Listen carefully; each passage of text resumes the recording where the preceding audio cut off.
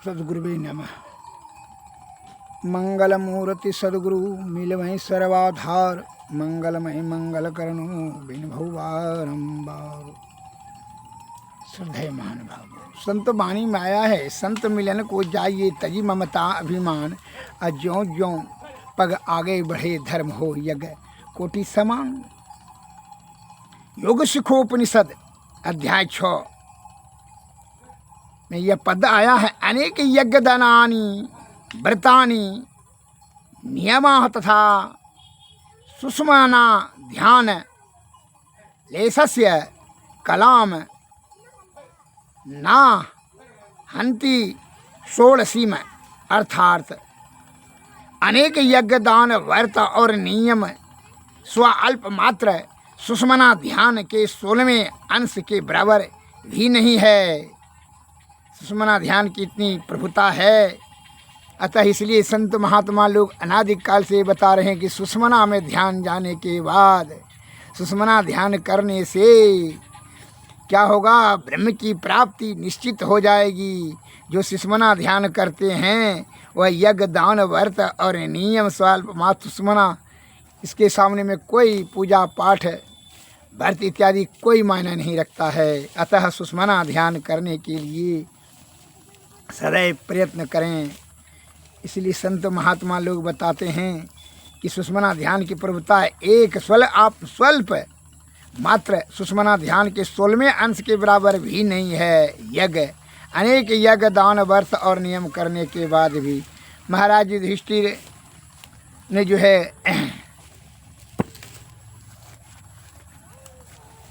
यज्ञ किए, बहुत बड़ा, बहुत रुपया, बहुत धन खर्च कर करके जो है राष्ट्रीय यज्ञ प्रारंभ किए। बहुत दान धर्म हृदय खोल करके जो है धन दान दक्षिणा दिए और अरबों खरबों रुपया खर्च कर दिए, लेकिन उसमें जो है घंटानाद नहीं बजा। भगवान श्री कृष्ण ने कह चुके थे, ऋषि मुनि महर्षि ज्ञानियों ने कह चुके थे पहले, जो घंटा बांध दिया था कि घंटा को बांध दीजिए, जब घंटा बजने लगे तो समझ लीजिए कि यह राष्ट्रीय यज्ञ परिपूर्ण हो गया। लेकिन इतना खर्च करने के तत्पश्चात भी जब घंटा नहीं बजा तो युधिष्ठिर महाराज बड़ा उदास और निराश और दुखी होकर के भगवान श्री कृष्ण से पूछा कि क्या कारण है माधव, इतना खर्च करने के बाद भी, इतना श्रद्धा प्रेम से खुल कर के दान दक्षिणा देने के बाद भी जो है। भगवान श्री कृष्ण ने कहा, अरे कोई छूटा तो नहीं है, सोच के देखो, लिस्ट बनाओ, पूछो। सभी भाई ने सलाह मशवरा किया, सभी ने जो है, गुप्तर ने भी पता दिया कि नहीं भाई कोई तो नहीं छूटा है। लेकिन एक गुप्तर ने पता दिया कि हाँ, इस जंगल के दूसरे छोर पर एक जंगले में भीतर में जो है एक झोपड़ी बना करके सुपच भगत रहते हैं, बड़ा निम्न जाति के हैं, चमार है, तो वही जो है अछूत जात है, इसीलिए वही छुटा हुआ है। और तो सभी ने भोजन प्राप्त कर चुके। तो भगवान श्री कृष्ण ने कहा कि जाओ भाई, वह जो है जंगल के एक कोने में था, इसलिए वह उपेक्षा की दृष्टि से छोटी जाति का था, उसका कोई भक्ति की गिनती में नहीं था। जो है तपोवन में वह निवास करने वाले बड़े बड़े तपस्वियों और ऋषि मुनियों के समान विख्यात नहीं थे, क्योंकि एक तो वह एकांत प्रवृत्ति पसंद क्या करते थे और दूसरा विचार था कि बहुत लोगों के संपर्क में उसका ध्यान जो में बाधा पड़ता था, और दूसरे निम्न जाति के होने के कारण से लोगों का ध्यान उनकी ओर स्वतः ही कम जाता था। इसी कारण से जब सामान्य में विख्यात न हो पाए थे तो ये ऋषि कौन थे, कहाँ से आए, इसका उल्लेख भी कभी नहीं मिलता। तो भगवान श्री कृष्ण ने कहा, जाओ उनको सप्रेम से आदर समेत उनको लाओ। युधिष्ठिर महाराज महाराज अधिराज के पद पर अधिष्ठित होने पर महाराज युधिष्ठिर ने एक बड़े यज्ञ करवाया। उसके बाद क्रमशः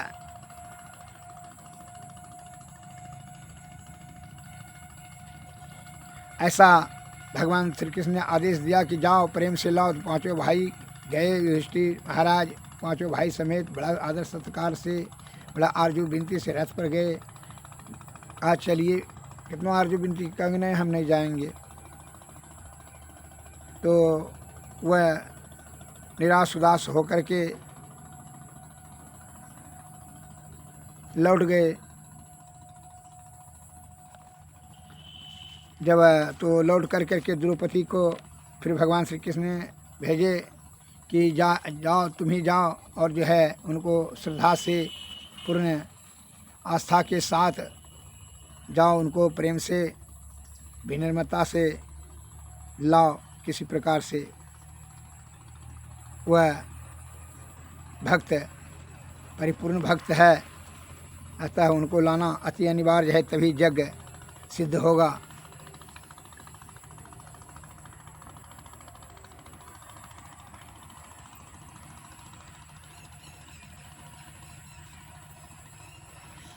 जब युधिष्ठिर महाराज गए थे तो नहीं आने का कारण था, वह युधिष्ठिर महाराज तपोवन में गए, लेकिन देखा कि जीर्ण शीर्ण कुटिया में एक मैला दुबला पतला ऋषि बैठा है। महाराज को भी देखकर कुछ घृणा सा हो गया। इसीलिए जब घृणा हो गया तो सुपज मुनि के प्रति वैसा श्रद्धा भक्ति प्रस्तुत नहीं कर सके जैसी उनमें होनी चाहिए। युधिष्ठिर के कहने पर भी उन्होंने निमंत्रण स्वीकार नहीं किया। युधिष्ठिर जी निराश होकर के लौटना पड़ा। तब भगवान श्री कृष्ण द्रौपदी को भेजे। अब जब द्रौपदी राजभवन में नंगे पांव ऋषि के आश्रम में गई, उन्हें साष्टांग प्रणाम किए, पुष्पमाला उनके गले में पहनाई, आरती और उनके चरणों की वंदना की सिर टेक करके। तब द्रौपदी ने उसे यज्ञ में चलने की प्रार्थना की। मुनि ने कहा, तुम्हारे पांचों पति के निमंत्रण तो मैंने अस्वीकार कर दिया है, परंतु तुम्हारे आने से मैं प्रसन्न हूँ और तुम्हारे साथ यज्ञ में चलने को तैयार हूँ, लेकिन एक शर्त है। द्रौपदी ने कहा, भगवान बतलाइए वह शर्त क्या है। ऋषि ने कहा, धर्मराज ने जो यज्ञ किया है उसका पुण्य फल संकल्प करके मुझको देना होगा। यदि यह शर्त पूर्ण करने का वचन दोगी तभी मैं वहाँ भोजन करूँगा। यह सुनकर द्रौपदी सन्न रह गई, अवाक रह गई, आश्चर्यचकित होकर के वह सुन्न पड़ गई। तो जिस यज्ञ में करोड़ों का खर्च हुआ है, ऋषि मुनि को बुला करके यथेष्ट दक्षिणा दी गई है, ऐसे महान यज्ञ के महान फल को देने के लिए स्वीकृति कैसे दी जाए। ऋषि बोले, द्रौपदी क्या तुम्हें यह शर्त स्वीकार है। द्रौपदी बोली, महाराज आप लोगों के मुख से इस मैं सुन रखी हूँ कि संत मिलन को जाइए तजी ममता अभिमान, ज्यों ज्यों पग आगे बढ़े धर्म हो यज्ञ कोटि समान।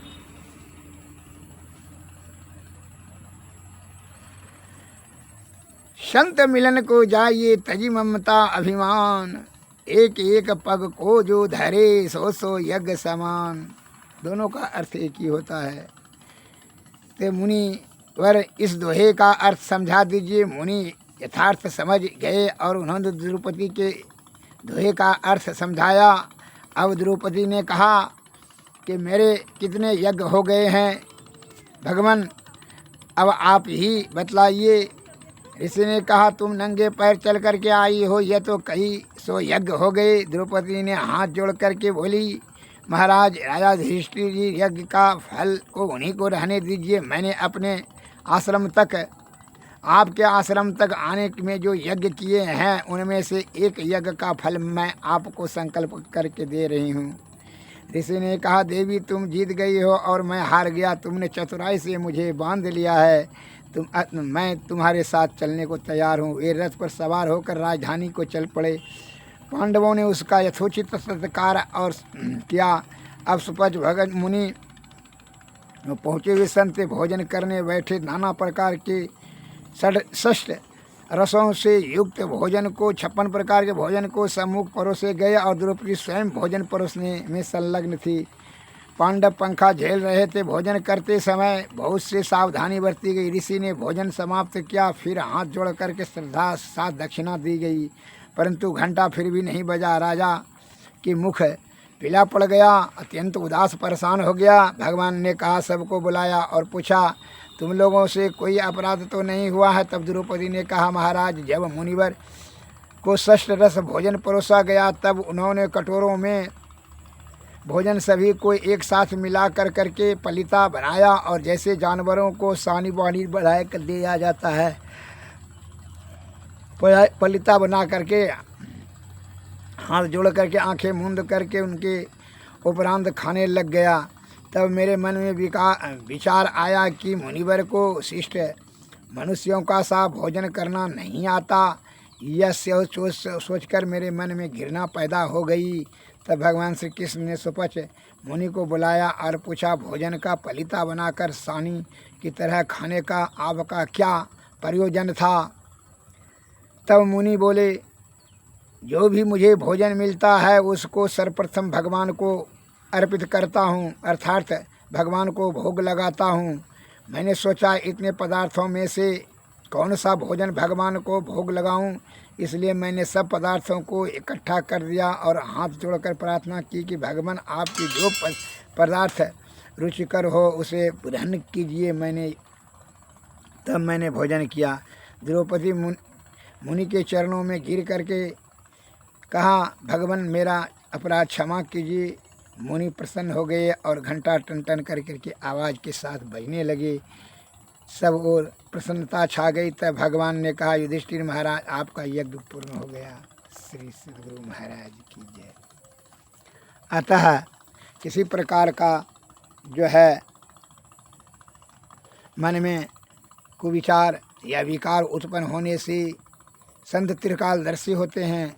वो भूत भविष्य वर्तमान अंदर बाहर सब दिखाई पड़ता है। आप समझ लीजिए कि तीनों काल जैसे आईना के आर पार दिखाई पड़ता है, आईना में सभी चीज़ दिखाई पड़ता है, उसी प्रकार संत के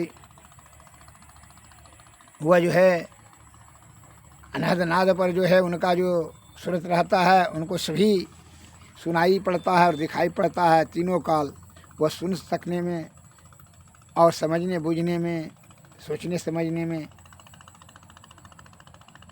वह पारंगत होते हैं। अतः उनको कुछ कहने की जरूरत, बिना कहे हुए अंदर बाहर जान सकते हैं। आपके वह मन के ऊपर में अनहद नाद में जो सारे शब्द है वहाँ तक पहुँच जाने के बाद त्रिकालदर्शी हो जाता है। अतः उनके सामने में कुछ नहीं छिपाया जा सकता है। सद्गुरु महाराज की जय। इसलिए संत और भगवान में कोई अंतर नहीं है। इसलिए कहता है कि बिना संत के वचनों को पूर्ण रूपेण से आत्मज्ञान से सोच समझ कर करके उनकी शब्द की गंभीरता को समझते हुए अमल करने से आपको सुख और परम सुख दोनों प्राप्त होगा, इसमें जरा भी संशय नहीं है। अतः निष्कपट निश्चल अहंकार को त्याग कर, विषय को त्याग कर, सतोगुण मेरे सदाचार का पालन करते हुए उनके शब्दों को शुद्ध चित्त पवित्र आत्मा से सुन व समझ कर करके आत्मज्ञान से अमल करें, सफलता सिद्धि मिलेगी, इसमें जरा भी संशय नहीं है। इसलिए संत महात्मा लोग कहते हैं, भाई हो कैसे जय भाई। संत का मिलन समझ लीजिए हो गया तो संत और ईश्वर में कोई भिन्नता नहीं है। संत मिल गया तो आपका जीवात्मा का परम कल्याण हो गया, समझ लीजिए। लेकिन उनके प्रति श्रद्धा, पूर्ण आस्था और विश्वास प्रगाढ़ता निश्चल और निष्कपट होकर के करना अत्यंत आवश्यक है। भाई हो कैसे जय बै गुरु के नगरिया, मैली मुचदरिया ना। एकाएक धनी बिसरौली, दूजा दुविधा में लिपटौली, तीजा तीन गुणन के लागल छै वजरिया, मैली मुचदरिया डो। चौथा चार वेद पढ़ियाए, चौचमा प्रेम भक्ति नहीं पाए, छठा छल बल से भरल छै कोठरिया, मैली मुचदरिया।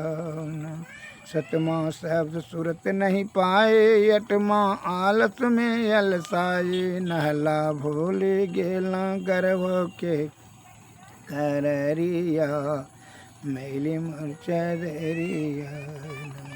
झला दसोदार जब जैबे, जम के पहिरा देख डरैबे, अगर माँ एको पहर न कैला ज्ञान बिचरिया, मैली मुचदरिया।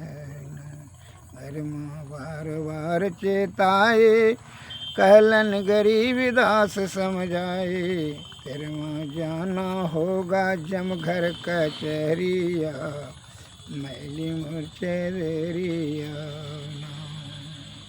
श्री सद्गुरु महाराज की जय।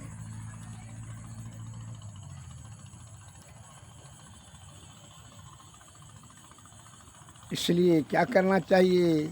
अरे उम्र रहते ही यह जीवात्मा का कल्याण करने के बारे में प्रयत्न करना चाहिए, नो कि इंद्रिय सुख में लिप्त होकर के आप फिर जो है इसे या आसक्त होकर के आसक्ति से दुर्गति में चले जाएंगे और जन्म मरण के चक्कर में पड़ करके नाना प्रकार का दुख भोगेंगे।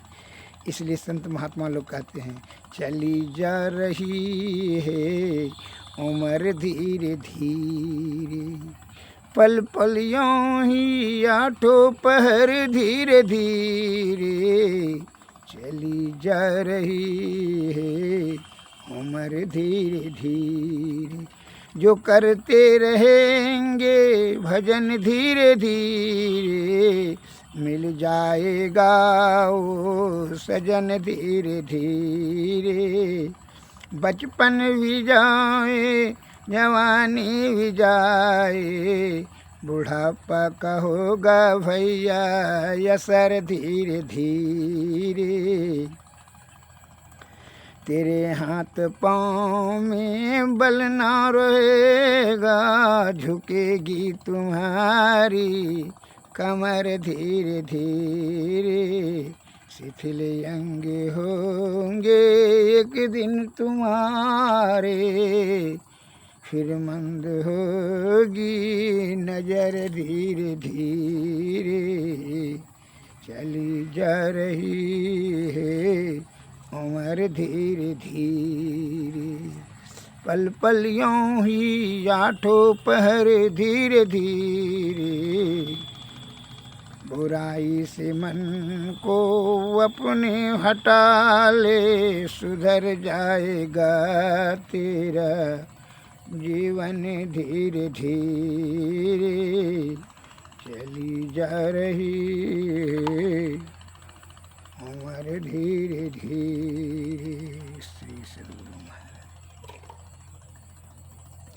आरती तन मंदिर में कीजे, दृष्टि जुगल कर सन मुख लीजे, चमकई बिंदु सूक्ष्म अति उजल, ब्रह्म ज्योति अनुपम रस लख लीजे, जगमग जगमग रूप ब्रह्मंडा, खिनी रखी ज्योति तज दीजिए, शब्द सूरत अभ्यास सरलत, करि करि सारा सवद गहि लीजिए, ऐसी जुगति कया गढ़ त्यागी, भव भ्रम भेद सकल मल चीजी, भव खंडन यारति यह निरमल, चरिमय ही अमृत रस पीजिए, आरती तन मंदिर में कीजिए, दृष्टि जुगल कर सन मुख लीजिए। श्री सद्गुरु महाराज। सद्गुरु नमस्कार। जय हिंद।